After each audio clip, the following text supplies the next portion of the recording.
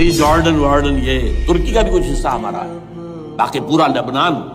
اور پورا فلسطین یہ سب اس کے اوپر بنے گا ایک گریٹر اسرائیل، جیسے لوگ کہتے ہیں۔ اور اس کے لیے ضروری ہے ایک بہت بڑی جنگ، ایسے آسانی سے نہیں ہو جائے گا۔ آرمگیڈون جس کو حضور نے فرمایا الملحمۃ العظمیٰ، الملحمۃ الکبریٰ، بہت بڑی جنگ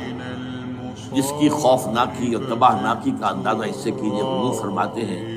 کہ اگر ایک باپ کے 100 بیٹے یا ایک دادا کے 100 پوتے ہوں گے تو ان میں سے 99 ختم ہو جائیں گے، ایک بچے گا۔ اور ایک جگہ فرماتے ہیں اتنی اموات ہوں گی، اتنی لاشیں ہوں گی کہ ایک نفاست پسند پرندہ جو ہے، جو گندگی پہ نہیں اترنا چاہتا، اب وہ چیلیں گدھ وہ تو گندگی ہی کی تلاش میں ہے مردار کھانے کے لیے،